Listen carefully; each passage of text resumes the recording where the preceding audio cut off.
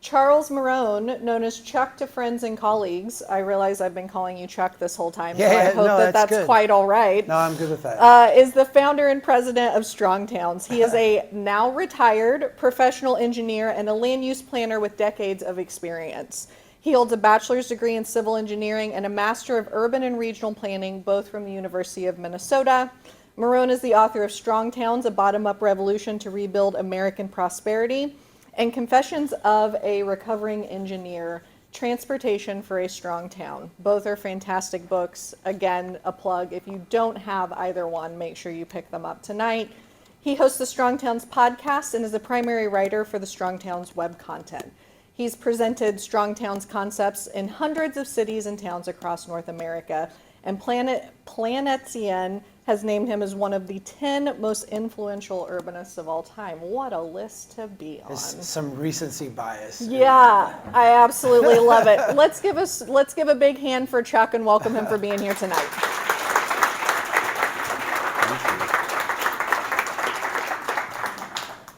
My kids saw that list, and the list has at like number 50 Thomas Jefferson, who literally did, the Northwest Ordinance of 1787 that established the 6x6 grid across North America. And my youngest daughter, who's very funny, she said, "Dad, I think there's something wrong with this list." I'm like, "Yes, kiddo, absolutely." It's very nice to be here. Let me see if I can get this to where it's not annoying me. I think it will annoy you less if it annoys me less. Down slightly. There we go. You're not. Oh, you're the sound guy. Can you turn it down slightly? Because I can hear myself breathe and it's freaking me out. I don't really need the microphone in this room. It's small. There, that's good right there. It's nice to be here. I actually have a real soft spot for Tulsa. I don't know if any of you were at the summit we did in 2017. Yes, nodding? Absolutely. You were there? Are you serious? You said we met in Norman, but you were here when we did the summit. Okay, fantastic. There was let's not go into that. I was going to say, there was a thing written about Tulsa that was not very nice. And I said, you know what? This is my kind of place. It's not perfect. It's got a lot of work to do, got a lot of challenges, has been in many ways kind of authentically committed full bore to the suburban experiment. And you kind of live in the ramifications of that, right? You're trying to overcome it now, trying to deal with the fallout. That's a lot of what the first book was about. But I saw and I experienced a lot of people here trying and doing really good work in the face of a ton of challenges. This city is not New York, it's not Chicago, it's not San Francisco, it's not Portland, it's not going to be on the list of the 10 hottest new towns to move to if you're a hip urbanist, right? But there's a lot of people who care about this place, and for good reason. There's a lot of good people doing good things here. And I'm just very delighted to come back. I think this is the 4th or 5th time I've given a talk here in Tulsa. Years ago, I was brought in by a bike ped organization. I got to tour some of your neighborhoods. Every time I come back, I get to see a little bit more. And I like it here a lot. So thank you, and thanks for showing up. I'm going to start with this, which I actually realized I had a joke here. And I was going to say, this is not a picture of Tulsa at rush hour. Although you didn't laugh at that. Was that too close to home?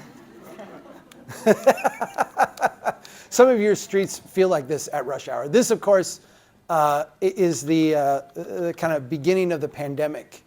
And we all remember what happened at the beginning of the pandemic, right? Areas that had a lot of traffic all of a sudden had none, zero. And remarkably so. It was very eerie. It was very scary. We all lived through this together. We remember, regardless of your interpretation of what happened in the months and the years subsequent, and today continued to some degree, those early days were very scary. None of us really knew what was going to happen. None of us knew what the future would hold. And I think, we all saw images like this of highways that had formerly been full of congestion and full of traffic having nothing on it. And we were very stunned by it. I think the remarkable thing from a traffic standpoint or from an engineering standpoint is that the theory of traffic engineering suggests that our roads are very, very safe. I'm starting to fade in and out, aren't I? We're going to do something here. It's all right. I need this mic because I'm being recorded over there on this mic, but I don't need this one. And I actually hate using microphones. So we're going to do it this way. There you go. Everybody can hear me in this room because this room is like smaller than last night, and I didn't use a microphone last night. So we're going to do it this way because I like it better. If for some reason in the back you start, like I fade out, just give me a little like that. All right, cool. We're friends. You can do that. Okay, good, good. When we look at traffic engineering, one of the embedded assumptions in the engineering profession is that the things we build are safe. It's drivers that make mistakes, drivers that screw up, drivers that cause crashes, but the system itself is very safe. And so the amount of death we have on the road, the amount of crashes we have, is a function of two things: how many people are driving and how many mistakes they make. And so when driving goes way, way down, what should happen to traffic crashes? What should happen to traffic fatalities? They should go way, way down, right? And that was the theory of every engineer going into the pandemic. What actually happened, well, this is the traffic, right? And I want to show you this, how dramatic the drop was. These are different, the oil crises, the recessions, dot-com bust, the Great Recession. You did see dips in traffic because, changes in the economy. But in March of 2020, and in the early days of the pandemic, driving just collapsed. We have not seen drops in average daily traffic of that magnitude ever. This was huge. But here's what happened to deaths. Here's what happened to traffic fatalities. And I haven't updated this for 2021, but 2021 is actually almost 1,000 higher than this. Deaths actually went up. Crashes actually went up. The amount we drove went down. In a sense, the number of, by standard kind of engineering theories, the number of possibilities for a crash went down, but crashes went up and fatalities went up. How do we explain this? That was a rhetorical question. I'm allowing you to think about it a little bit. Because the way that engineers would explain this is to have to go, in a sense, either outside of their theory or double down on their theory. The theory that the transportation systems we build and design are very safe, and it is, of course, reckless drivers that are causing these crashes. And so what happened was we actually shifted to this narrative. According to, and I'm going to go through some of the headlines here. According to traffic safety officials, the pandemic made us into crazy, reckless maniacs. Once the pandemic started, people went out and drove with reckless abandon. There was almost this sense of, well, we're going to die anyway, so we might as well die in a car crash. Literally, that was put forth as one of the things. Here's some of the headlines. 2020 fatality data show increased driving fatalities during the pandemic. And then risky driving behaviors, including failure to wear seatbelts, speeding, drinking while driving. So we became, during the pandemic, more reckless. Pedestrian deaths spike as reckless driving surges. We've all of a sudden become far more reckless. It's not just your imagination. Drivers in the pandemic have gotten more reckless. Everybody's become crazy and insane now because of COVID. Crash deaths have surged. Here's why.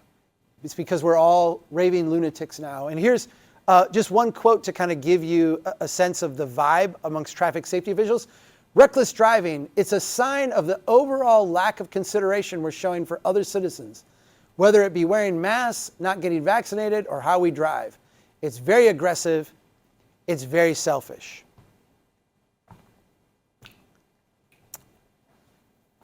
I want to give you an insight into this because I want to validate something that I'm sure many of you are thinking. Many of you are thinking right now, yes, there are a lot of reckless drivers. And you're correct. There are a lot of people who I think we would look at and say are reckless, right? And you might even say, boy, I have noticed during the pandemic, or I have noticed in, this or this or this situation, a whole bunch of people who seem to be very, very reckless. All of us have a story of someone who was rude, aggressive, cut us off, drove in front of us when we were trying to cross the street. All of us have that story. And here's why this narrative is so seductive. It taps into something that we've all experienced, right? And it's not hard to believe when you yourself have experienced another driver as aggressive, another driver as reckless, to believe that, wow, there's this epidemic of recklessness. There's this huge surge in people who are reckless. This is especially true when the narrative starts to tap into these larger political narratives we have, the ones that have become so divisive, so polarizing, that have encouraged us to see the other in very stark terms compared to ourselves. I want to ask you to resist this narrative because not only is it unhealthy for us, not only does it not actually lead to anything we can do productively, but I actually think that it is the wrong narrative of what has gone on. How many of you have ever speeded? Yeah, really? Wow, you are all reckless drivers. If we go through the list of things that constitute recklessness in driving, literally I could ride with any of you on any given day, and you are almost certainly going to do things in the recklessness checkbox. So let's start with that understanding. When you envision a reckless driver, you're not envisioning some maniac behind the wheel who looks like the antithesis of what you think a good person is. You're actually looking in the mirror at yourself. The statistical way we define recklessness is anyone who doesn't follow the exact traffic laws at all times. And I'm going to walk you through this process in a minute and show you why you are all reckless drivers. But first, I want to explain to you what actually happened during the pandemic. And I want to do this as a way to get you out of this reckless driver narrative, the one that is a dead end intellectually, and into something that can actually help us. So I'm an engineer. I like charts. I have a few in this presentation. I think my license requires me to show you some. I realize a lot of people don't like charts. Hang with me because these are actually very easy. You don't have to look at the numbers on the side. I just want you to look at trends. Just look at trends, okay? The blue line here, the line that starts in the bottom and goes up to the top, that's vehicle miles in tens of billions. That's how much we're driving. So over time, we're driving a lot more, right? This is the number that went down, during the pandemic. This is the number that went down. Here is the number that engineers like to point out all the time, annual deaths per billion miles. So per mile that we are driving, per billion miles of driving, the amount of people that are dying is going way, way down. So what you're looking here at this chart is we're driving a lot more, and per mile, it's a lot safer. You with me so far? If you ask engineers to explain this, if you ask traffic safety people to explain this, they'll say things like, well, we're designing roads to be really, really safe. We now require seat belts. We require airbags. We have public awareness campaigns to reduce drunk driving, to reduce reckless driving. We're doing all these things. We've got Vision Zero now. In Minnesota, we have Towards Zero Deaths, which is slightly less aspirational than Vision Zero, but you know, the same kind of thing. From Broken Arrow. Cool. Broken Arrow. Yeah. So an engineer would say, this is what you're seeing here in this chart is the success of all of our safety initiatives in reducing overall deaths. All right, second chart. This is a chart of average annual per commuter traffic delays over time. This is a chart of congestion. How much are drivers delayed on the road due to traffic congestion? Now again, don't get into the sides here and all that. You can if you want, it's all there. But if you're not a chart person, just recognize it starts here and it goes there, right? You can see the overall trend in traffic congestion, the amount of delays that we experience. Now, I'm going to do something magical here, something that eludes the traffic safety professions. Watch this. Bam. What do you notice about this line and this line? The amount we're driving, the amount we're stuck in congestion. They're pretty much the same thing, right? And we intuitively understand that, right? More and more people are out, we're driving, we've got more and more congestion. Okay, how many people can you kill in your car when you're stuck in congestion? Not very many. Why is that? Because you're generally going zero, and it's really hard, unless you're in a road rage incident, to kill someone in your car driving zero, right? I'm going to give you my explanation for why deaths went up in the pandemic. The way we design our roads and streets is ridiculously dangerous. I'm going to show you why in a minute. It's ridiculously dangerous. That danger is covered up by the massive amounts of traffic congestion we have induced. The traffic congestion actually calms traffic, slows things down, and reduces death. As soon as we removed that traffic calming, and people were free to drive at an unmolested speed, they drove, and the result was deaths went up, despite fewer cars on the road. The New York Times ran an article last week disputing this theory. And they said, well, driving amounts are back up, and deaths are still at record amounts. It must be reckless drivers. Driving amount is back up, but what is not back up? Peak congestion. Because what do we see with work at home now? What do we see with shift? We see that morning and afternoon peak, that large period of time where more people are on the road, is now diluted over the broader part of the day. And what we see is that more people are driving in what is actually peak danger condition. Lots of vehicles at high speeds. That's why deaths continue to go up.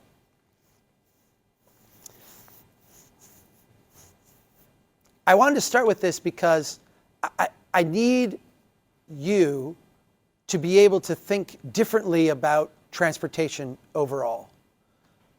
Tulsa is obviously deeply challenged with a multi-generation commitment to the engineering theories of if we can just move vehicles faster, if we can just move more vehicles, somehow prosperity will emerge from that. If we can just have more parking space, if we can just have more parking garages, parking ramps, parking lots, that somehow we'll get more prosperity, more business growth, more jobs, more opportunity. You have tested that theory and you have found it does not work, right? I want you to understand why you have that theory. It's not because your engineers are dumb. It's not because your economic development people are fools. It's not because you've somehow, went crazy.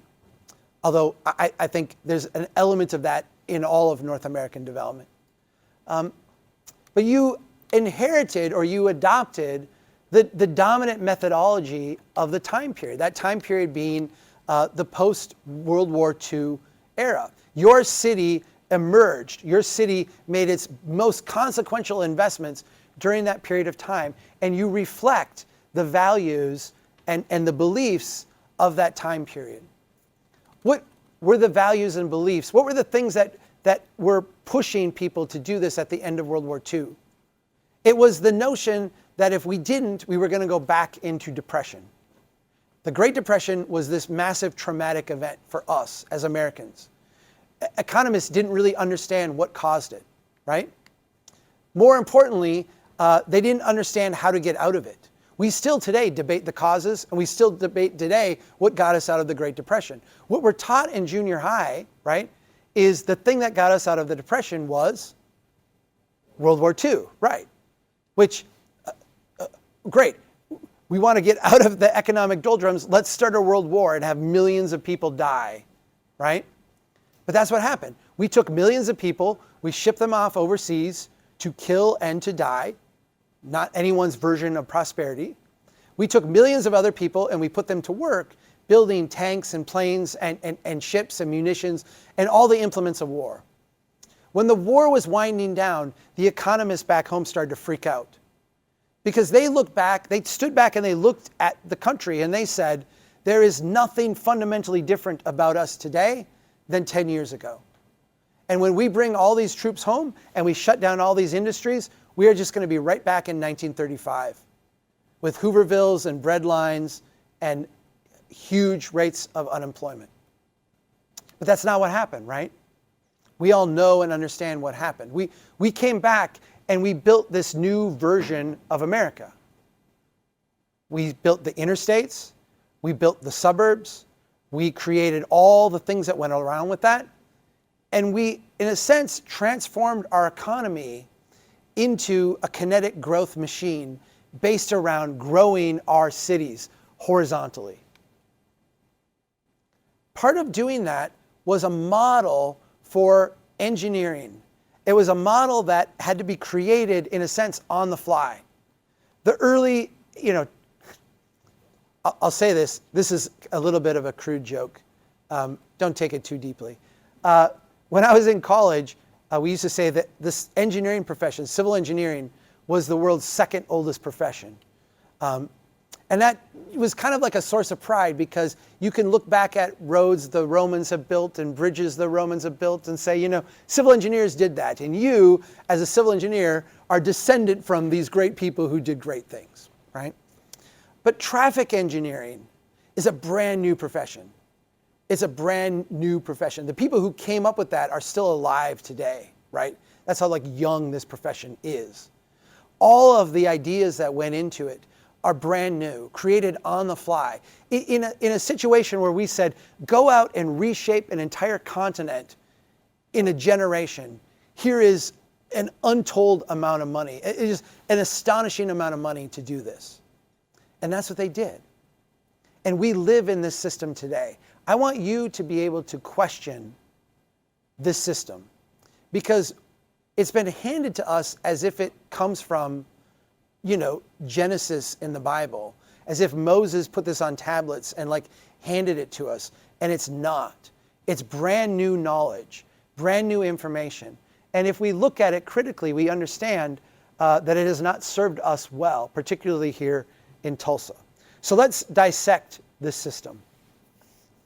And I'm going to begin with this. This is just like a kid's sketch almost of the hierarchical road network. I point this out because I want you to actually think about this. This is the world we live in, and often we just live and breathe, this, and we don't really analyze it in any critical way.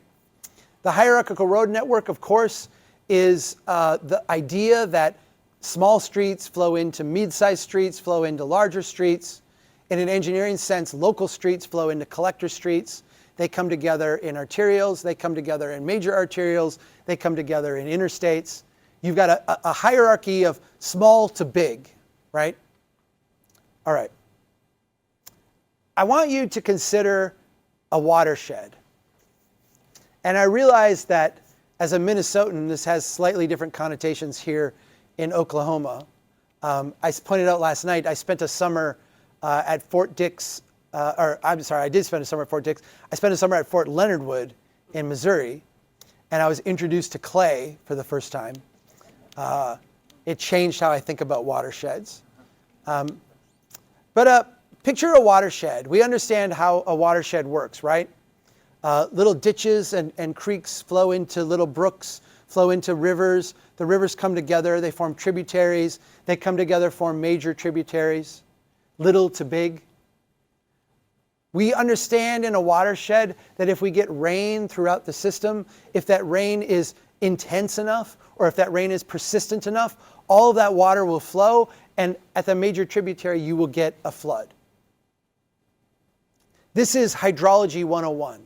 And every civil engineer gets hydrology 101. We spend about 5 minutes on this because it's a very obvious concept that we all intuitively grasp. Yet when you walk out of hydrology 101 and go down the hall to traffic 101, for some reason we look at the exact same system, but instead of water, one of asphalt and concrete. And we are completely baffled when you get a little bit of action spread out over a broad area out on the edge, and it results in a flood.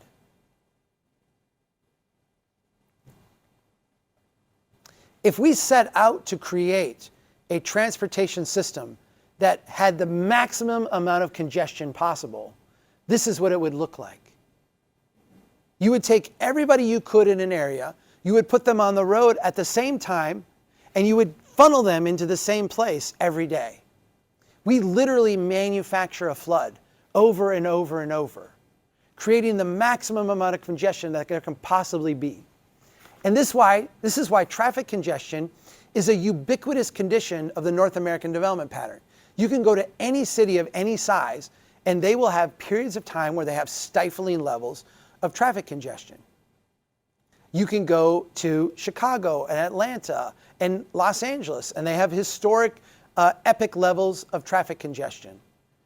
You can go to Tulsa, and there are parts of Tulsa every day where you have stifling levels of traffic congestion. You can go to my little hometown of Brainerd, Minnesota, population 14,000, and at 7:45 in the morning, you can go to the street light in the middle of town and talk to someone sitting in their car and say, how's traffic? And they'll say, oh, traffic congestion is horrible.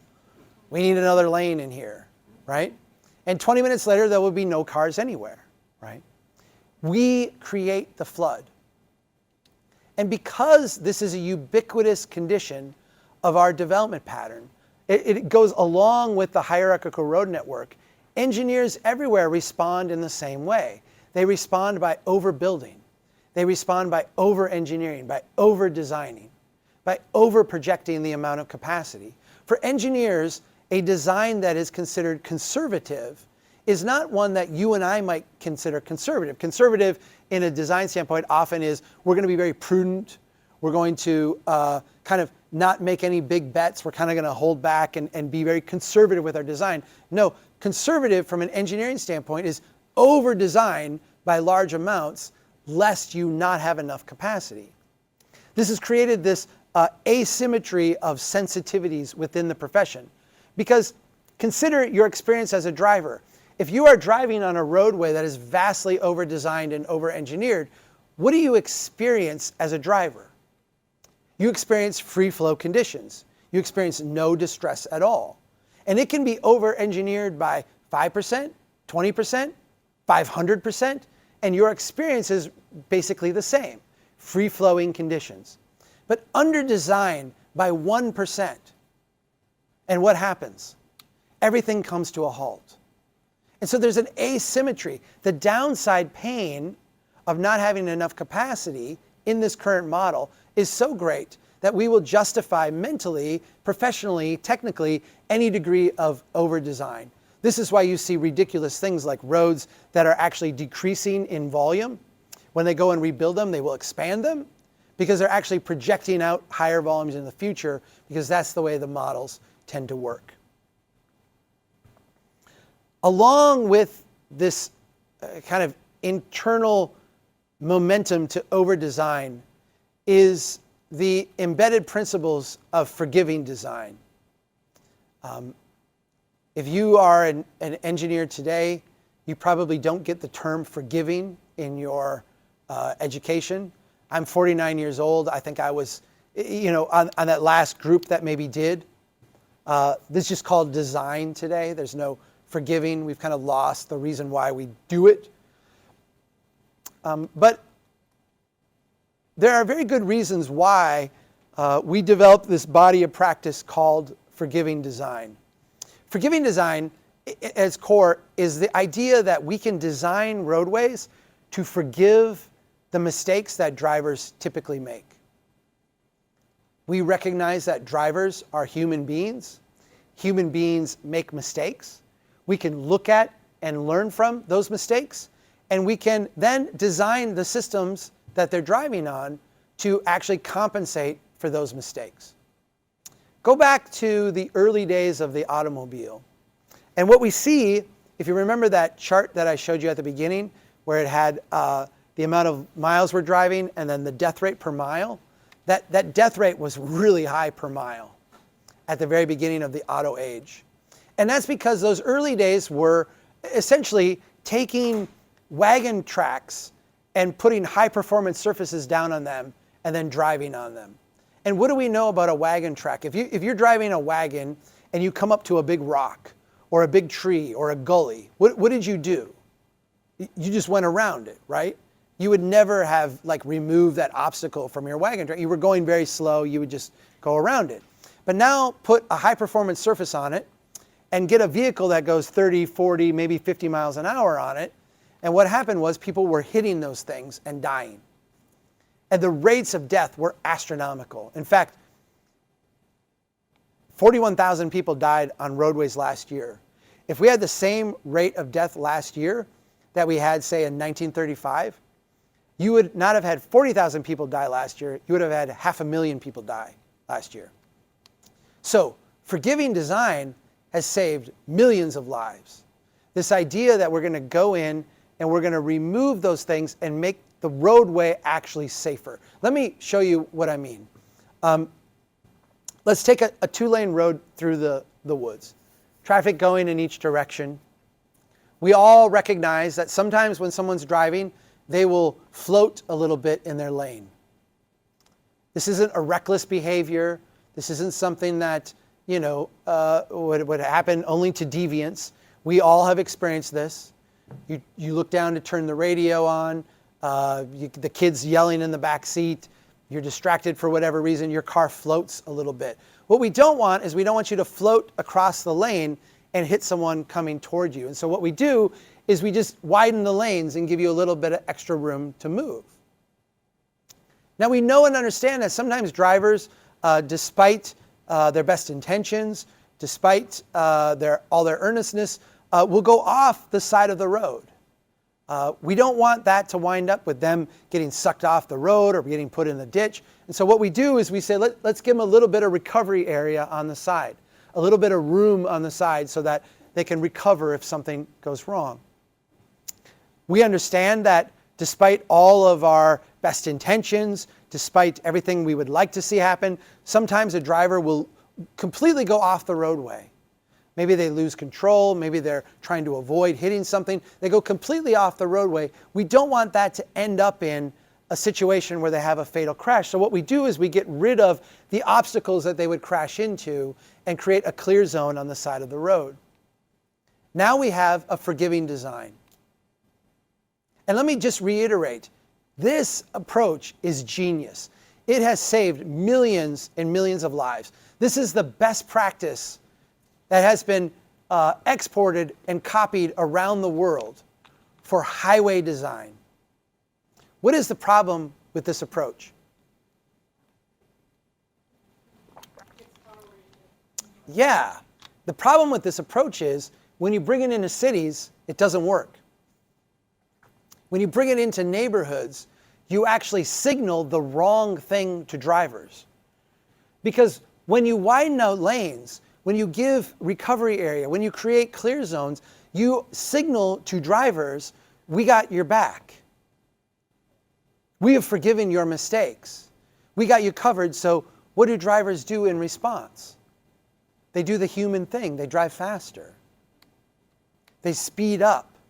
And they don't speed up because they're reckless. They speed up because they have all this margin for error. They are human, right? This creates this very uncomfortable situation where we have this very well-developed body of work around building highways. But here in the US, and this is not true in other parts of the world, but here in the US, we do not have a well-developed body of work for how to build streets, for how to build things where there's more complexity than a highway. This is the Manual on Uniform Traffic Control Devices. This is often referred to as one of the Bibles of engineering. When you are designing the streets in downtown Tulsa, they do refer to, in that design, the manual and uniform traffic control devices.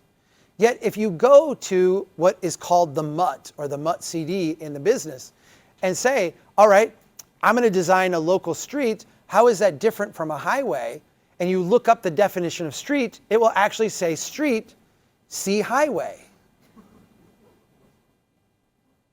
There is no difference from a design standpoint between the street out in front of your house and the engineering standards that would apply to it and the interstate between here and Oklahoma City. We all recognize that as bizarre, right? We all recognize that that makes no sense, yet that is the embeddedness in the profession. And so we wind up with this situation, we see it over and over and over again, where in order to provide a margin of safety, in order to provide a safety buffer, we will take a local street and we will design it for 60-mile-an-hour traffic flow. We will then put a sign up that says you're only allowed to go 25 or 30 miles an hour, and then we will witness everybody driving 40 or 45, having a tension between what the road is designed for and what the road is enforced at.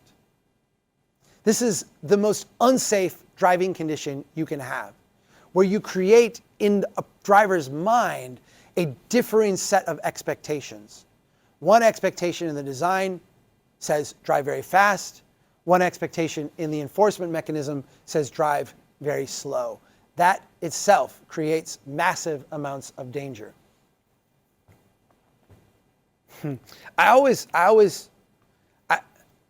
debate whether to put this in or not, and then I always leave it in. All right. This is a traffic signal. This is the base of a traffic signal. And what I'm going to show you now is the cognitive dissonance of the design professions, because we are really, really good at creating highways. We're really good at building highways. We don't know how to build cities. And we've taken the same body of knowledge. Remember I said after World War II, brand new profession, traffic engineering, gave them what in today's dollars would be trillions and trillions of dollars to build the system across a whole continent. They had to come up with standards on how to do this. They did it great for highways. They brought that knowledge into cities. This is a traffic signal. So red, yellow, green, right? We see these over the road, over the street. This is the base of that signal. Do you see the little gap? And I can stand here and point to this. The little gap right here between the bottom of the column and the base that the pedestal sits on. You see that? I'm going to show you what it looks like in the side. This is looking at this from the side. You can see in there, if you look real closely, there's some pins that separate this pedestal from this base, right? Those are shear pins. Why would we go through the expense and the effort of creating a system like this where you have a concrete base and then a shear pin, a space in here between the actual pole? What is that meant to do? Yeah, it's meant to collapse if a driver hits it. And the reason we go to this expense is because, remember, part of the experience of creating safe roadways is removing things from the clear zone. All of a sudden, with a traffic signal, we can't remove that from the clear zone. It actually has to be right there adjacent to the roadway. So the only way we make that safe for drivers is to ensure that if you hit it, your car will not come to an abrupt stop. The pole is designed to give and absorb some of that kinetic energy so that you, the driver, are not injured or experience less traumatic injury when you go off the road and hit that pole. Does that make sense? Okay. If you are walking here and going to cross the street, where do you stand? Right there, right? That's the thing you press to cross the street. All right, so have we connected the dots? You are standing in a place where we have seen and experienced a repetitive amount of violent car exiting the roadway to the extent where we have to make these breakaway to protect the driver, yet that is where you are expected to stand. And the only thing we can really conclude is that that's not a design problem because you as a human are breakaway. You will not injure the driver.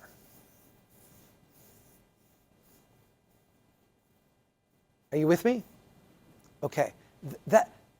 I say that, and some people take away from that engineers and design professionals are somehow sociopaths. And I'm not saying that at all. I have seen engineers cry when people they didn't know at all died on roads they designed. These are very compassionate people. But what they are is they are working within a system that is designed to do something different than the system that we need in our cities. They are working within a set of protocols and a set of understandings that are fundamentally different than the world that we live in and experience. I said last night this was my favorite slide. Did this work out? Did you just? This was a great slide. Was it? Okay, good. I think we're doing better on time tonight too. So, there's a fantastic book. It's one of the greatest books I've ever read, called Thinking Fast and Slow, by a cognitive psychologist named Daniel Kahneman. Daniel Kahneman and his colleague Amos Tversky spent decades working together to test, in a sense, psychological theories about how the mind worked. They would come up with these experiments that they would try to determine the notion that humans are rational. If you take any economics, one of the fundamental beliefs of our economic system is that humans are rational. And what Kahneman and Tversky demonstrated is that we are anything but rational. I'll summarize the book for you in one line. You are a slightly evolved chimpanzee. You might think you're very rational. You might think that the things you do are based on your thoughts and you control it. You're not. And when I say you, I include me in this, right? Like I'm part of this. We are all slightly evolved chimpanzees. Our brain works in two systems, as Kahneman describes it. System 1 and System 2. System 1 is the automatic system. And I'm not talking about your heart beating and your lungs. That's the involuntary. I'm talking about the voluntary system. We use heuristics. We fill in the blanks all the time. Our brain works on automatic drive almost all the time, 95% of the time. If I ask you the answer to 1 + 1, you can all say 2 immediately, and you don't have to crowd anything else out of your brain. It doesn't take any work. But if I ask you to add 2 4-digit numbers, there's going to be some freak in this room that could do it like very quickly, but most of us, if I didn't give you pen and paper, are going to have to sit and think about it, right? You're going to have to visualize the numbers, carry the 1, do this. It would take mental energy, and that mental energy would crowd out everything else. That's System 2. System 2 is the deep, deep focus part of our brain. I'm going to tell you something now that the activists, the safety advocates don't like to hear, but that doesn't mean it's not true. Driving is a System 1 activity. Driving is more like adding up 1 + 1 than it is adding 2 4-digit numbers. We all drive without really thinking deeply about it. And if you doubt me, how many of you drive while listening to the radio? How many of you drive while singing along to the song, pondering what the guy in the podcast is saying? How many of you talk to your spouse while you're driving? You know, with a hands-free device, okay, but your brain is somewhere else, right? That's because you are able to do driving without having to deeply focus. The only people, if driving were a System 2 activity, the only people that could do it would be jet fighter pilots and race car drivers, right? Where's my jet fighter pilot? Right back, yeah. You know what I'm saying, right? Like you can't be in a jet fighter and not focus. You have to be hyper-focused. That is a skill that very few people can do, right? That's why it's a specialty skill. Driving has to be a System 1 activity. And that creates this very uncomfortable truth. People will tend to drive the speed they feel comfortable driving, regardless of any other factor. Because we are not hyper-focused on what we're doing, because it's a passive System 1 activity, and again, it has to be that or we couldn't do it, people take their cues from the design, and that is what programs them at how they drive. Not a sign that says, be safe, drive smart. Not a speed limit sign. We've all been, how many of you have been driving along and you've seen the cop on the side of the road, the police officer, right? What do? What's the first thing you do? Slow down, right? Slow down. It's an automatic response. Are all of you deviants? Are all of you reckless? No, all of you are humans. And humans will drive in System 1 the speed they feel comfortable driving. And we are conditioned when we see the police officer to switch into System 2 and go, oh shit, and slow down and look at the speed limit and go, you know, is he pulling out or not, right? We've all had that. That's a shared experience, right? Okay. It makes campaigns like this deeply offensive.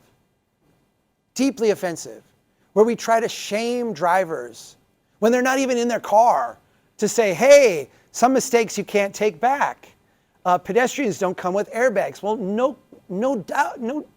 I was going to swear there. You can't fix a pedestrian. This campaign, when it came out in Texas, just offended me to no end. Because it is the very people who are designing streets that are not safe, that are somehow transferring the shame for that to the drivers who are making mistakes in a system designed for them to continually make mistakes.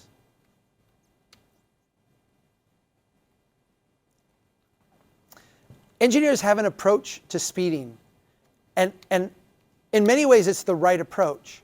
I was a undergraduate when I worked for the Department of Transportation in Minnesota, and part of what I did is I did speed studies. We would have a city call us up and say, we have a speeding problem here on the state highway by our city. Would you come and look at it? They would send me out. I would sit there with a radar gun. I would write down the speeds people are driving. I'd come back. Yes, most people are speeding. And then we would do the thing that engineers do. We would go out and do a speed study. Is there speeding? Yes. Then we would raise the speed limit. The exact opposite thing of what they were hoping we would do. I'm going to tell you, that was the right thing to do. Why was it the right thing to do? Because the most dangerous thing on a highway is not speed. If everybody is driving 80 miles an hour in the same direction, and there's no merging traffic, a highway is ridiculously safe. No one is going to die on that. The problem is, if someone's driving 70 and someone's driving 40, you have a massive difference in speed, and that's where you get your fatalities. That's where you get your collisions.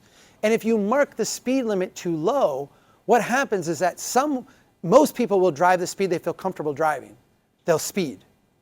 But some do-gooder is going to force themselves into System 2 and say, I'm going to drive that slower speed, and you're going to wind up with a very dangerous situation. Engineers know this, they understand this, and so what they do is they say the safest thing that we can do is to raise the speed limit. Again, this is a body of knowledge for highways. It works on highways. It is brilliant. It saves lots of lives. But the problem is when we bring it into our cities, it doesn't work. It's the wrong response. And so we actually have to have a different response. We go out and do a speed study. Is there excessive speeding? Yes. What do? We change the street design. We recognize that people are driving in System 1. And so what we have to do is we have to give a different set of signals to their subconscious. We actually have to tell them without putting a sign in front of them, hey, dummy, drive slower. Or having a poster at work that says, drive safe, right? We've all seen that. I got really upset once because we had our homecoming football game. And let me just throw you guys a bone. Our homecoming football game, you would all find to be really cute. We don't take football nearly as seriously as you all do here. You should come up to Minnesota once. You would get a kick out of it. But in the halftime of our football game, the police come out with their, I said near zero deaths or approaching. What we don't have vision zero. We have near zero deaths. I think like that. Or no, it's more aspirational than that. Anyway, they come out with the T-shirts and the little gun, and they start shooting T-shirts up in the crowd, and the T-shirts say "Drive safe," right? And that was their public safety campaign, right? We're going to get people to drive safe by giving them T-shirts, and all the kids are like, "Hey!" screaming, and they can't drive anyway, right?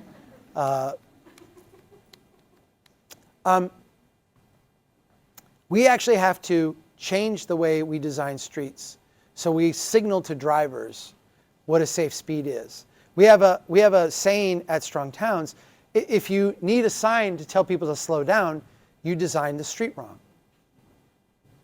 What does a safer design look like? Let's just, real quick. If we were going to take a street like this and make it safer, what would we do? We would do the opposite of forgiving design. Instead of widening the lanes, we would narrow the lanes. We'd make it tighter, right? Instead of creating a recovery area, we would remove that and bring the curbs in.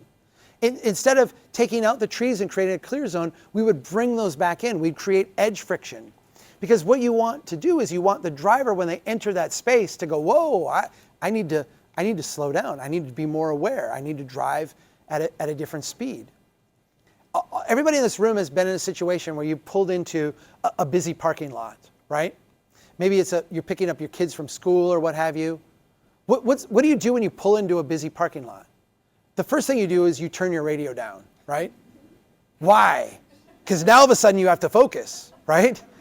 You can't be distracted by that other stuff. If there's someone who's in the passenger seat and you've been having a conversation, watch the next time this happens. They will stop talking. And they will stop talking not because you told them to, hey, I got to focus, stop talking. They will stop talking because they know you're no longer listening to them, right? We humans are really good at understanding each other. And you will stop talking because they're not listening, they're not paying attention. They're focusing on what's going on, right?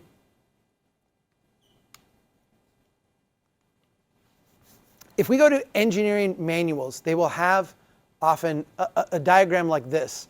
A diagram that takes that hierarchical road network, arterials, collectors, locals, and does this thing they're calling proportion of service.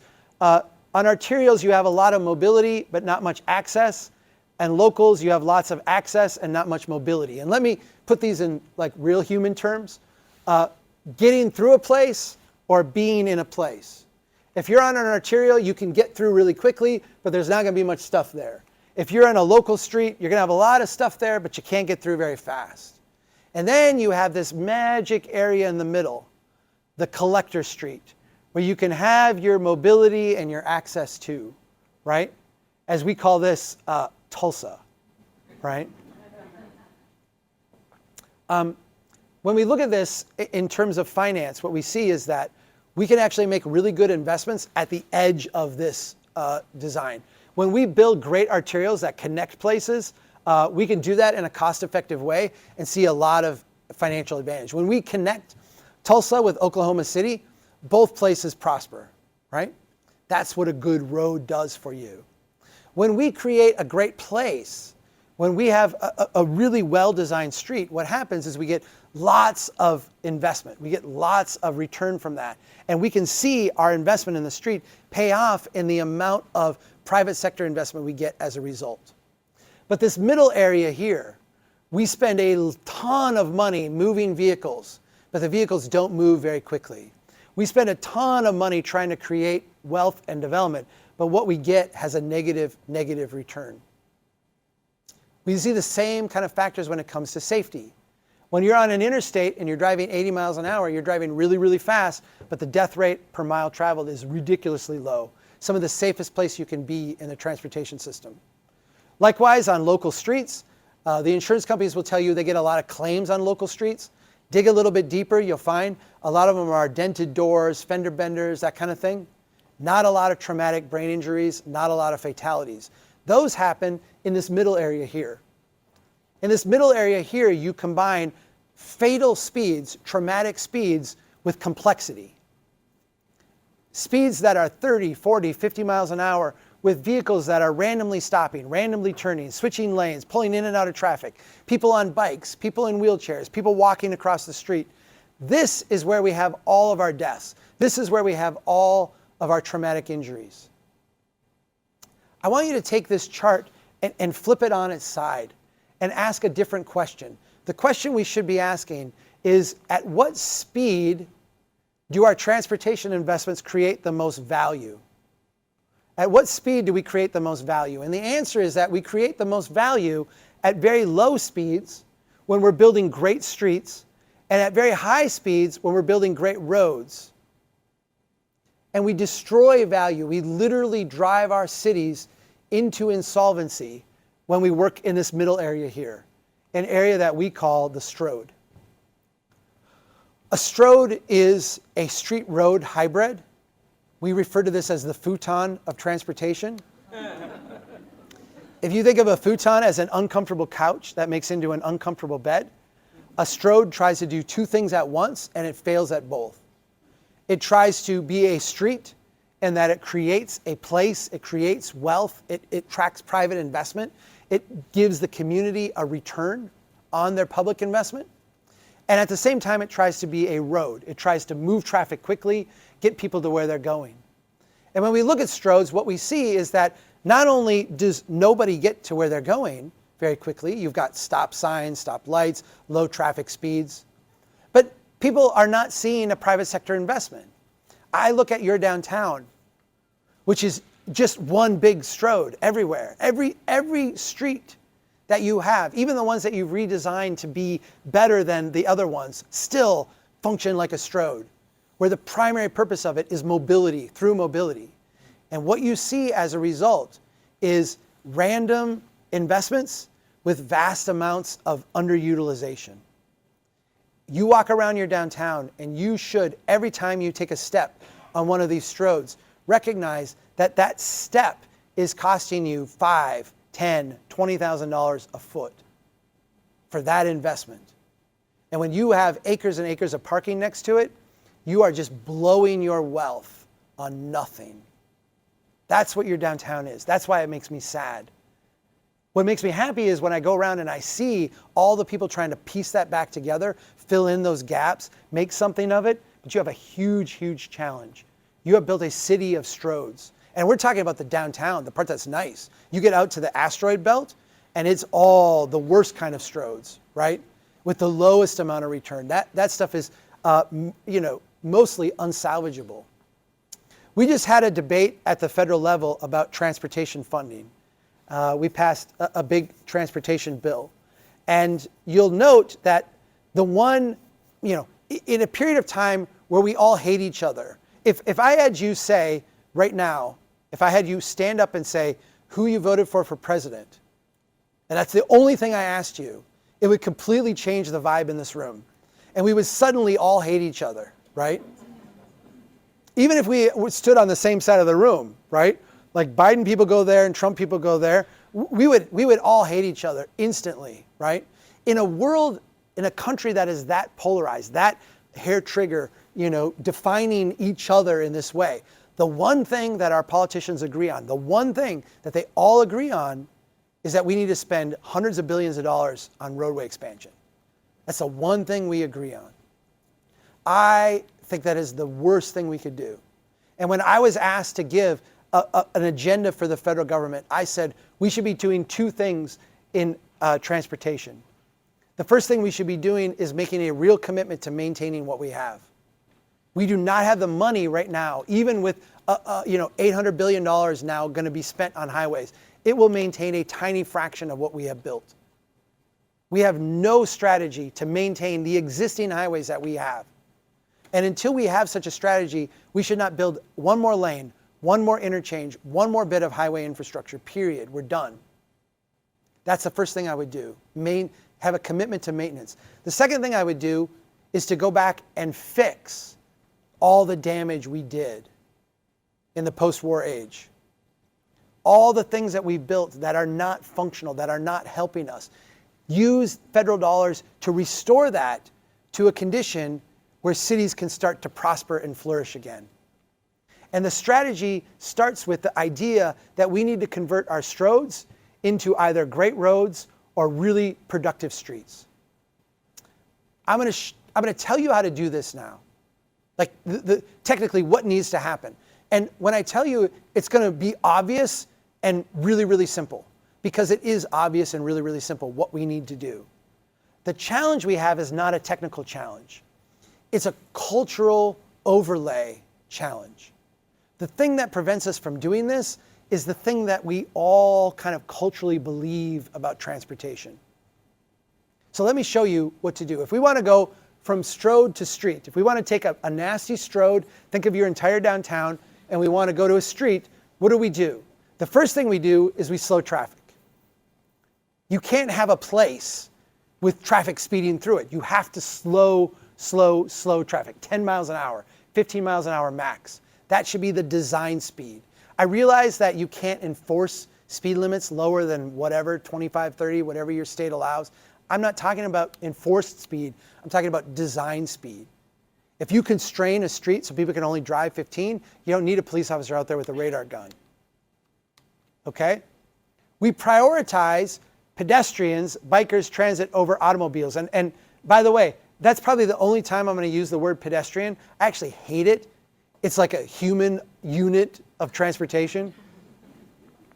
Prioritize people over through traffic. That's what we're saying there. If you're going to create a place, it's people that generate value in a place. We have to prioritize being in the place over getting through the place, right? Third step, we have to actually attract investment. The whole thing about a street is that it builds wealth, it creates wealth, it attracts investment. And so we have to have a zoning approach, a building code approach, a economic development approach that actually allows people to come in and start where they're at today and start building wealth in the community. We're going to talk about that a little bit in a second. And we need to recognize that streets are complex environments. There is no manual for building a street. A street is something that has to evolve and adapt and change over time, the same way the development around it needs to evolve and adapt and change over time. If we want to go from strode to road, then it's the exact opposite, right? We want to speed up traffic. We want to get things moving. And so we got to limit access. We have to limit all those conflict points that slow things down. We have to separate our different ways of getting around from each other. And sometimes the bike people get really mad at me when I say you can't bike on the shoulder of the road. I cannot, as an engineer, design a system where you are biking on an 8-foot or a 10-foot shoulder mere feet away from someone who's driving 60 miles an hour. I can't design that to be safe. We need roads for bikes. We need people to get far distances on bikes, but they have to be separate facilities, separated from the roadway and separated from traffic.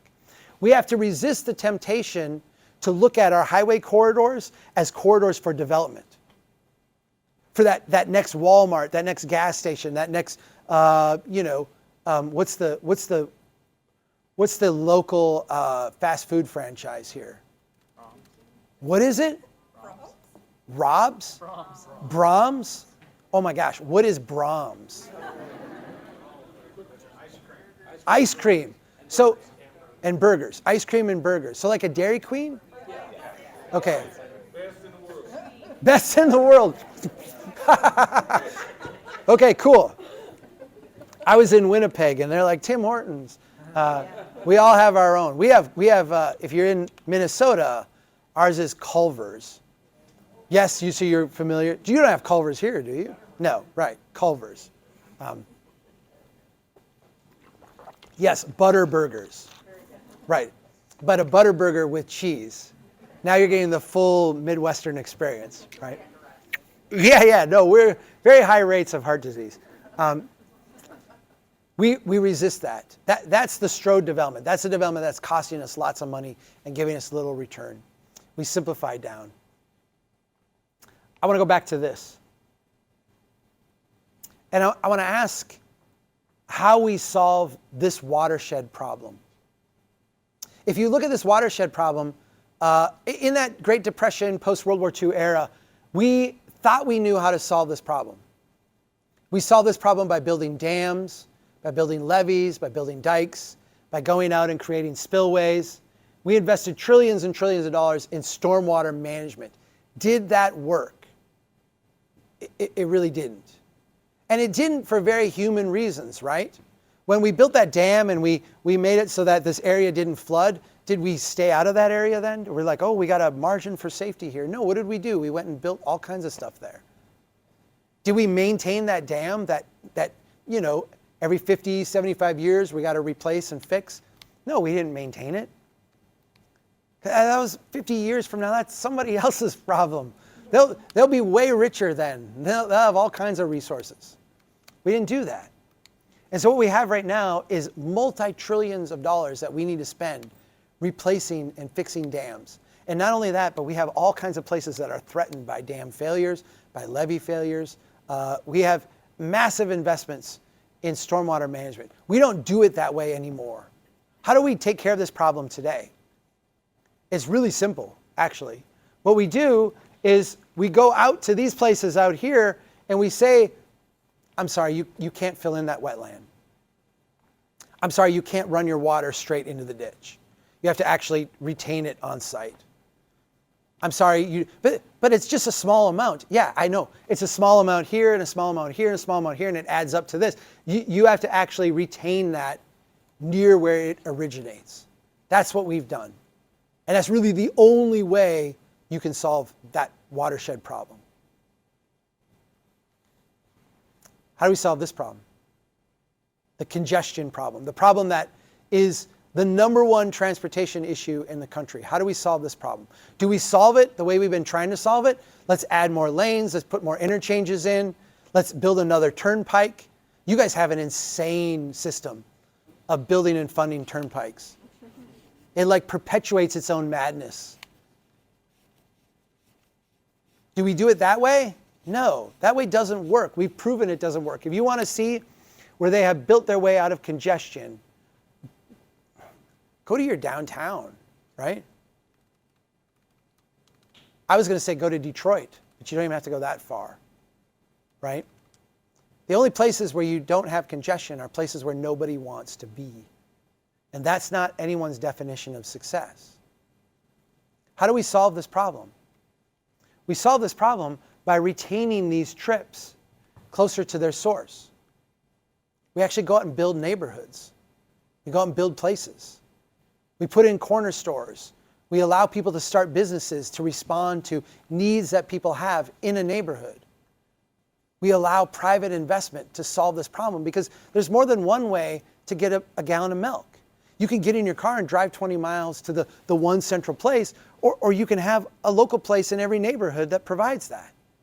Guess what? That's called a neighborhood.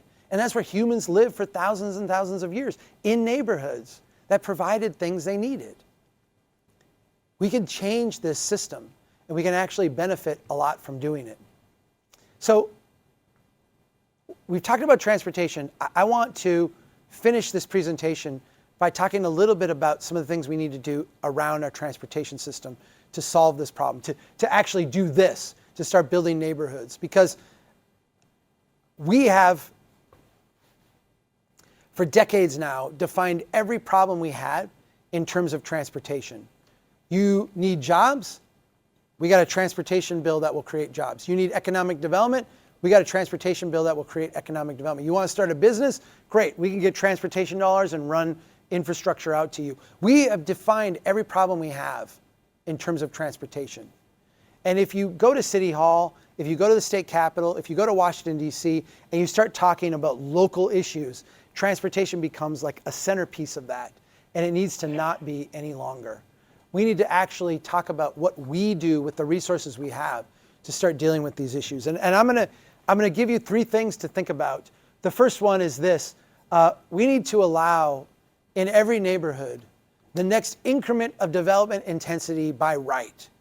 Let me break that down because that's a mouthful. When I say something by right, I mean that you should be able to go into City Hall at 9 a.m. with a completed permit application and walk out by noon with a permit and start building. That's what by right means. You don't have to go ask permission from boards and go beg your neighbors and do all that. It means here's what you're allowed to do, go do it. Every neighborhood in our city needs to be allowed to evolve, adapt, and change with the minimum amount of regulatory friction. And let me just give this in very plain speak. If you have a neighborhood of single-family homes, there should be no regulatory friction that precludes that neighborhood from evolving into a neighborhood of duplexes. A generation from now, it should be, if it's successful, a neighborhood of duplexes. And that should happen naturally without us needing to go in and subsidize it and without us putting our thumb on that neighborhood and saying, no, you are not allowed to change. There's an adage that we have with this that says, no neighborhood should experience radical change, but no neighborhood can be exempt from change. We have to allow our neighborhoods to evolve and adapt and change, but we cannot allow them to become unrecognizable overnight. Every neighborhood has to be allowed to adapt. Along with this, we need to lower the bar of entry. We actually need to invite more people into our system to participate. Right now, for a variety of reasons, we've actually raised the bar of entry and excluded a whole bunch of people who would like to be productive parts of our city from actually participating fully. Let me give you two examples. This is something we call a tiny house. My ancestors would have called this a house. For some reason, we put the adjective tiny on the front of what is actually just a starter home. We say it's a tiny house. You have to meet all the requirements of a house. Then you have to go and meet subpart A through M of the tiny house ordinance. You have to ask permission of your neighbors. You have to genuflect in front of the planning commission. You have to do all these things to build what is basically a starter home. Something that people for thousands of years built around the world. A starter home. And when you have a couple kids, you add on the back.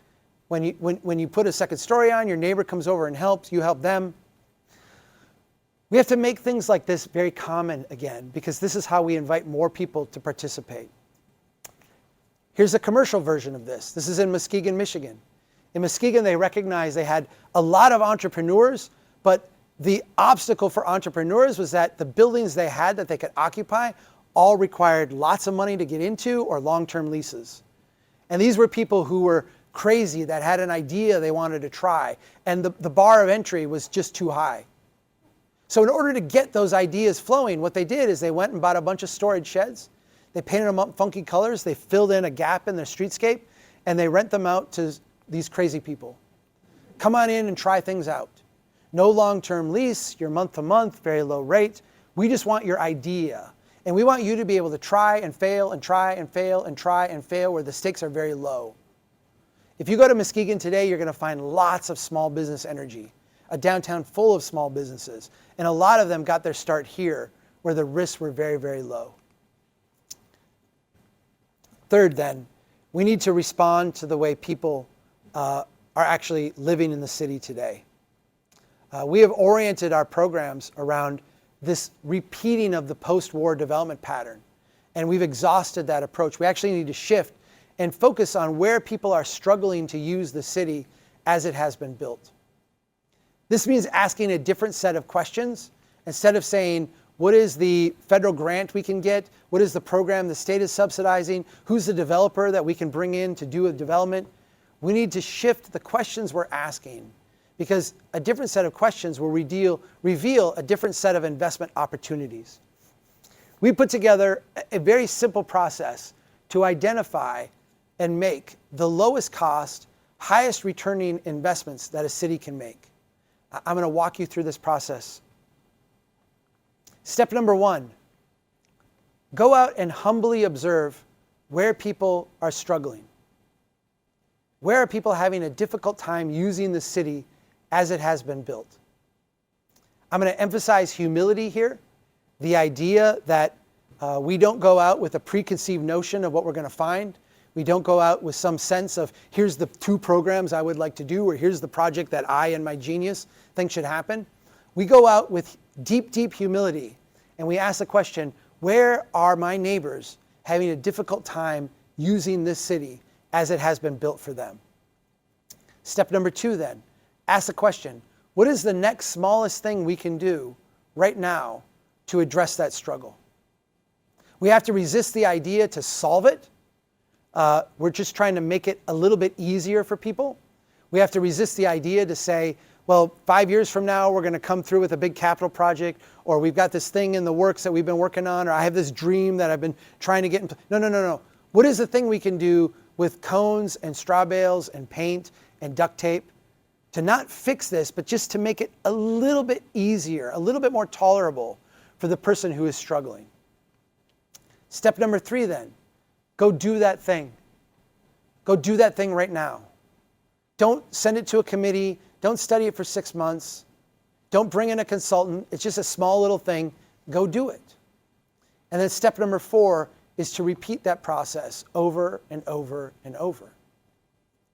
If we do this, not only can we make very low risk, very low cost, very high return investments in our place, but we cannot help but improve people's lives in the process. And that is the core of a Strong Towns approach.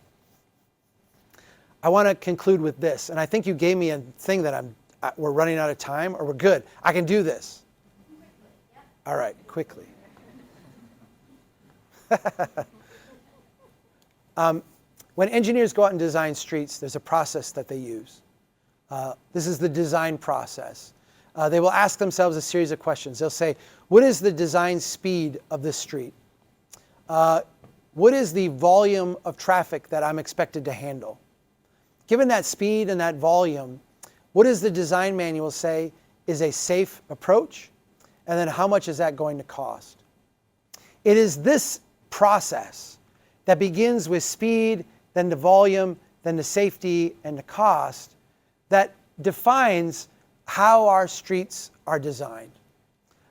When we look at this is the approach that engineers use, but it constitutes, in a sense, a value structure that is applied. If you ask engineers, they will say, we do not apply our values to this street design. But that's absurd, because anytime we choose a process that we use, embedded in that process is a series of values, things we prioritize over other things. This is the priorities that are applied to our streets. This is the street that I live on. This is my street. My house is right over here. This is in Brainerd, Minnesota. I want you to think about the street that you live on. Think about the place where you live. And this is going to be the audience participation part of this presentation. I want you to tell me what value, what priority you would begin with on your street. Would you begin with design speed? Would you want to make sure that vehicles were able to travel at a certain speed on your street? Would you start with the volume of traffic? Would you want to make sure that on your street you could handle a minimum volume of cars, a certain volume of vehicles? Would that be important to you? Would you start with safety? Would you want to make sure that your street prioritized safety over other concerns? Or would you prioritize cost? Would you want to make sure that the investments made on your street were the most cost-effective and reasonable possible? What would you prioritize? Would you prioritize speed, volume, safety, or cost? Let's try that again. Speed, volume, safety, or cost? Safety. All right. Would you prioritize now the speed that people were driving? Make sure we can have a certain design speed that people could go. Would you prioritize the volume of traffic? We want to make sure we can accommodate enough people. Would you prioritize the cost effectiveness? If you had to choose between these 3 other priorities, would it be speed, would it be volume, or cost?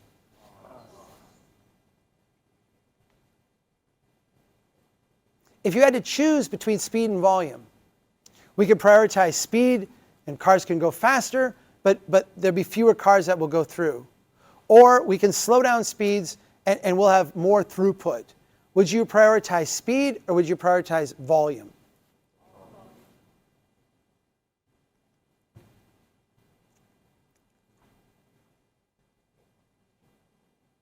Do you see what you did here? Did you see what you all did together? You took the design process and you inverted it. You just changed the approach that we use for streets. I've done this with audiences all over the country. I've done this with groups that were huge, groups that were tiny. I've done this with groups of engineers, and they all say the same thing. I can't change this. It's just a clicker. It just goes forward. They all say the same thing. A room full of design people will say the same thing. Why? Because they're humans too. What this is a human set of priorities, right? To use a word that we might be uncomfortable with, but I think is apropos here, this is what a moral person would do, right? This is a moral set of priorities to apply to a design process. I go through this because you're all going to be in a situation at some point in the future, probably in the near future if you assert yourselves, where you're going to be sitting in a room and you're going to be talking about changes we need to make to our transportation system. We need to slow down traffic. We need to make this into more of a street. We need to have a priority on people being able to get around in this place as opposed to getting through. And someone is going to raise the objection. Oh, everybody's going to hate this. People are going to be mad. They're going to be upset. They want to drive fast through. They want to get there. We can't possibly do this differently. And there'll be a part of you that will find it hard to resist that logic, because that is the world we live in. But I want you to recognize that everybody in this room agrees with you. And everybody out there is going to agree with you. Your idea that safety should be prioritized over everything else is not radical and crazy. That idea that we should drive slower in order to have safer streets is not something that you believe that nobody else believes. Everybody believes this. Have confidence that you can assert that belief when it matters. I think you've all probably heard of the idea of complete streets. I find complete streets to be an immature idea or a not fully mature idea.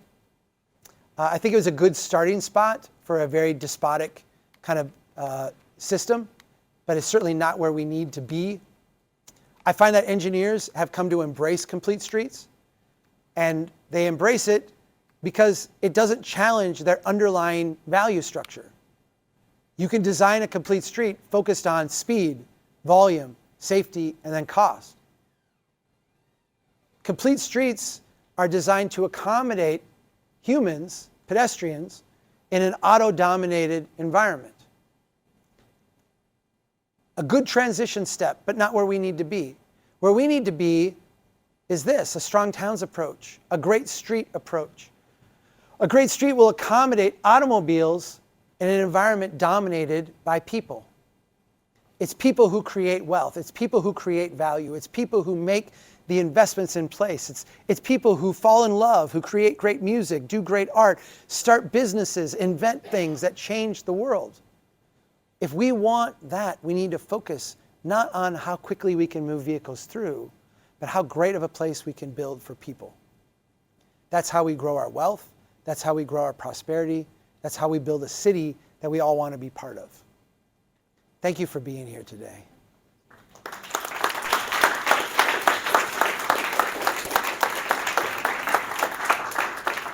All right, we're going to do a little bit of Q&A. So Jamie's going to be coming around and collecting cards from you. So if you had a question come up, a comment you want to share with the room, you just want to tell Chuck how great he is and how thankful you are he came here. We don't need any of that. Please, Jamie will grab your cards. Would you like to sit or do you want to stand? Well, I feel like if I sit, I'm not going to be able to see all the smiling faces. Well, let's stand then. Let's stand. Okay, let's do okay? it. I'm down. All right. Let's do it. All right. So I'm going to ask this question first as we're waiting on cards to come up here. And this was a special request from someone in the room. Okay. So your book emphasizes how methods and standards employed by engineers have failed to live up to the idea of safe streets. Yes. In recent years, fire departments have also begun to insist on street designs with extra wide clear zones and wide corner radii, making streets less safe for pedestrians and other users in the name of public safety. Yes. Given your perspective as an engineer, what do you think are the similarities and differences between the standard engineers have used and the ones now being promoted by fire departments? Yeah. So let me summarize in very brief what's gone on. Engineers have gone out and we've overbuilt our streets. Fire departments have looked at this system and said, the way we are going to make things safe is to be able to very quickly respond to crashes. And because our budgets are being cut, I can't have 4 small trucks. I've got to have 1 big truck. I've got to have 1 big thing that can get a bunch of people there quickly. And so all of a sudden, our safety approach becomes, we need to be able to respond quickly to when a pedestrian gets run over. I think that we need to keep the pedestrian from getting run over, right? Instead of being able to respond quickly to the car crash, we need to actually reduce the number of crashes. That would be safe, and it would actually cost a lot less money. Here's there's 2 insights that I think our fire chiefs need to grasp. One is a lot cheaper to have a smaller fire truck than to oversize every street in the city. We can actually retrofit our fire department to be more responsive to better street design than we can have bad street design and have all the costs of that. Second, fire chiefs need to have, and I think inviting them to be part of a overall public safety strategy would broaden their focus and their mission. Right now, we have a fire departments that largely focus on response time. And I think we need to involve them more in prevention as opposed to response.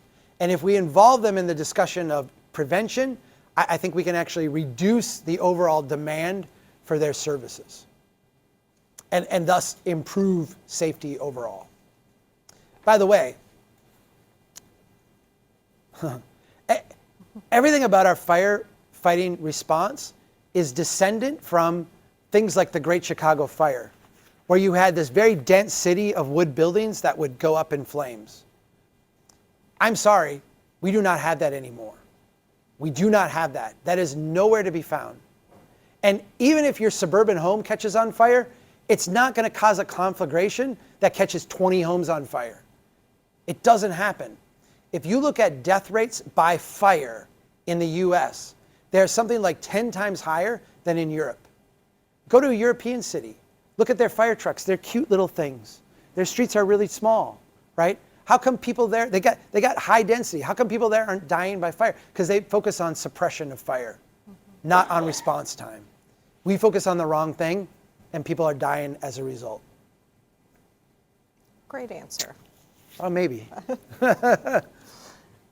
Okay, I want to note that I am not from Tulsa, so I'm just going to throw that out on the front end of this question. You're saying that, not the question. I'm saying okay, that that's as me personally. Okay. I'm also not from Tulsa. So. As you have accurately noted, Tulsa has many one-way stroads in downtown. Yes. Should we consider converting these roads into these one-way stroads into two-way streets as one strategy to lower the design speed and increase economic opportunity as a result? So Jeff Speck wrote for you a brilliant, brilliant plan. You have drug your feet in implementing it. It should have been implemented years and years ago. Woo! I think that before you spend another dime on asphalt, you should buy a ton of cones, planters, and gunny sacks. The cones are going to go out and narrow your streets. Get rid of all that space on the side and give it back to people. The gunny sacks are going to go over all the signs and lights and everything that you have right now. Just gunny sack all of them so they're not visible. You can tear them out too, I'm fine with that, but just do it quickly with gunny sacks, right? And then come behind and tear them out later. And the planters are going to go in the middle of your streets. And you're going to get rid of your signals because you want people to come up in a narrow lane to a street, navigate through the intersection, and continue on their way. People will get to where they're going more quickly. They'll get there more humanely. You'll reduce the numbers of deaths. You'll drive private investment. And you could do it all in the next month with a very modest investment that you can then follow up over the years and make more permanent. It saddens me that you have great plans in place that you're not implementing. So. I love this next question. So we discussed 4 engineering values: speed, volume, safety, and cost. Where would you say that beauty fits within those 4 engineering values? Go to YouTube type in this exact same question, and you'll get me answering it. Because I was asked this in Winnipeg like a month ago. Beauty in this sense is a function of cost, okay? If you want a really great book, Thinking Fast and Slow is an amazing book.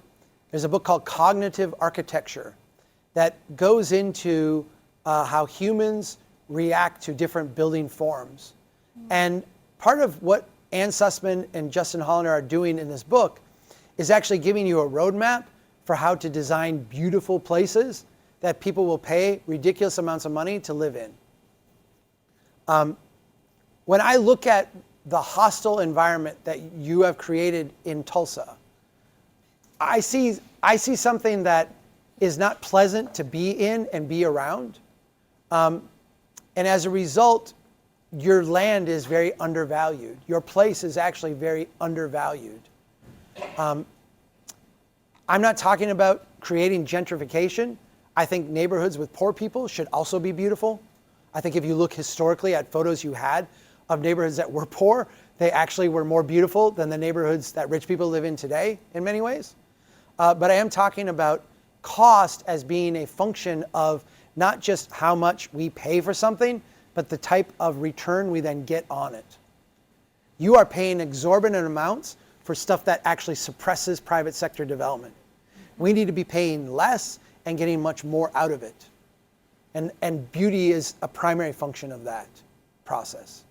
I love that. I want to make sure we got everybody's cards. So if there's any more cards, make sure you hold them up because we've got time for a couple more questions. I can't wait to hear your answer to this question. What are your thoughts on sharrows both inside and outside of a neighborhood? So I know people hate them. They'll say they're insulting, they're dangerous. I want them everywhere. Sharrows. So a sharrow is, we have a lane for cars, and it's designed for cars, and everybody knows it's just for cars. And then we go in and we paint like 3 chevrons in it and a little bike signal. And it's like, that's supposed to say there's bikes here too, right? Here's the thing. I think that we should just put sharrows everywhere. And I think we should do that because what we need to create to be successful is actually a culture of biking and walking. We shouldn't have a corridor where people can, okay, go bike here. Every street in the city is a biking street. Not the roads, not the interstates, not the, but every street within a mile of here should be a street where everybody should bike. And if that's not clearly evident to everyone, it should be evident in every lane. I would go on that obnoxious bridges you have over the railroad track, and I would put like sharrows every 20 feet in every lane. It would just look like a big sharrow, the whole thing, right? That's what I would do. I think where they don't work is when they become like the anomaly. We want the bikes to all come here and drive here. Well, screw that. We want the cars to all come here and drive here, and this is going to be a bike-only area over here. Like if you were doing that, if you said instead of having one-way couplets, we were going to have one-way couplets, and then every other street then would be a bike-only street. Okay, then maybe sharrows don't make any sense, right? Then it's a different. But you're not doing that. You're not doing that. So I say go out like mad crazy people and just put sharrows in everywhere and make it like the default way you build every street. The idea that we would segregate bikes into one area and one street, but not the next street over and not the next street over, that's insulting and that should not be done. And not just because it's insulting, because it's not safe. There's a great urban designer, transportation designer, Ben Hamilton Bailey. Unfortunately, he passed away a few years ago. But he took me aside and he was like, he's a brilliant guy. And he said, the way we make things safe is to jaywalk everywhere. So everywhere you go, Chuck, I want you to be jaywalking. That seems counterintuitive, but why is jaywalking improve safety? Because if the vehicles think that there's all kinds of people walking all over, what do? It's the same thing as when we narrow the lanes. It's the same thing as when we bring in the trees. We create reasons for them to slow down. So if you want to do something for your fellow Tulsa residents, jaywalk, bike in the middle of the street, have huge flashers when you bike, be very conspicuous, be obnoxious. You need to create a culture where biking and walking is not just accepted, but actually the default. Okay, I'm going to end on this question, Okay. so I hope everybody got their questions in. I do want to note before we end that Chuck will be around to sign some books, so make sure you buy one. You buy one, make sure you get it signed, because when are you going to have that opportunity again? Let's support Well, Magic I City hope I'm Books. back soon. Okay, I have not. I love that. Yeah, no, I've. Wonderful. Right. We'd love to have you back. I would like it too. Okay, last question. Highway removal has been a hot topic here in Tulsa. Yep. There is an effort to potentially look at removing a highway. So what are your thoughts on the Reconnecting Communities effort to remove highways? So when I said the federal bill, bipartisan, we like building roads, I would have done it differently. I would have focused on maintenance, and I would have focused on road repair. Road repair is essentially, in many ways, removing these highways that never should have been built. Yeah. I think that is the proper role for the federal government right now today. We said we're going to build the interstates. We were done by the end of the 1960s. The only parts left that weren't done after the 1960s were the parts that never should have been built in the first place. And it became evident, like we were done building it. But, and let me say this, there's a conservative critique of government that once you start a program, it never ends. I know progressives and liberals that secretly believe that too, but they feel like they have to defend everything about government from assault. If we step back and look at it, it is a true critique. It is real. Once we created the Interstate Act and we created the gas tax and created a way to fund it, we got done building what we said we were going to build. And then what do? We looked around for more things to build, and more and more and more and more. That money should all be redirected to maintenance and to removing the stuff that we're not making good use of. Whether we want to or not, we are going to have fewer lane miles a generation from now than we have today. Because like I said, we don't have the money to maintain what we have already built. And so we are going to see decline. We're going to see miles given up. We're going to see miles removed. Mm-hmm. And I think we should do that with intention as opposed to go Detroit and just have it happen against our will or against our stated intentions. And so the thing I'm upset about I'm upset about a few things with the federal legislation, but the reconnecting communities part is, I'm being recorded, aren't I? Yes. I'm going to say this even though I'm being recorded, but I'm going to say it in a way that is maybe less inflammatory than what I would say it otherwise.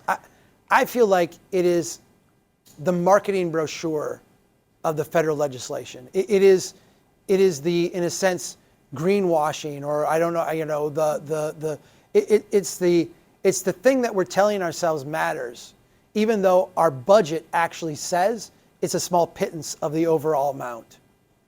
And so we put all this emphasis, we go around as transportation officials from the highest levels saying this is our priority. We're about correcting wrongs we've done. We're about healing areas that we have destroyed in the past. We are having a racial reconciliation around our transportation investments. We are prioritizing climate change and being green. And we're using reconnecting communities as the vehicle to communicate those priorities. But when we step back and we look at it, here's how much we're spending on highway expansion. Here's how much we're spending on reconnecting communities. And so it rings hollow to me. It rings hollow to me. I like the priorities. I'm with you. I think that's what we should be doing, but I think we should be serious about it. We're not. So, happy day. That's my end. Maybe we can find something happier to end on. What a wonderful note to end on. Here's the thing. Nobody who cares about a place should be looking to Washington, D.C. or the state capitol before you take action to care about that place. There is an infinite number of things that the people in this room right now can do to make Tulsa an amazing, astounding place that do not require state support, do not require federal support, do not even require permission for you to do. Go out and do those. The places that I see that are the most successful today are the places that are really, really high, not in wealth, not in affluence, not in political clout. They're really high in social capital. And social capital is not something that I can bring to you or that federal legislation can create. It's something that only you can do here. So take that four-step approach, go out, humbly observe where people struggle, and do what you can. I mean, we end every podcast, we end every show. Our thing at Strong Towns is do what you can to build a strong town. And maybe what you can do is help pick up stuff in the park. And maybe what you can do is paint a crosswalk. And maybe what you can do is just get to know your neighbor and help them out. And maybe what you can do is run for Congress and get legislation passed. Okay, but don't wait for that person who can do that. Go out and do what you can do. And if we all did that, this place will utterly transform, utterly transform. So that's a better place to end. What a wonderful note to end on. Chuck, thank you so much for being here.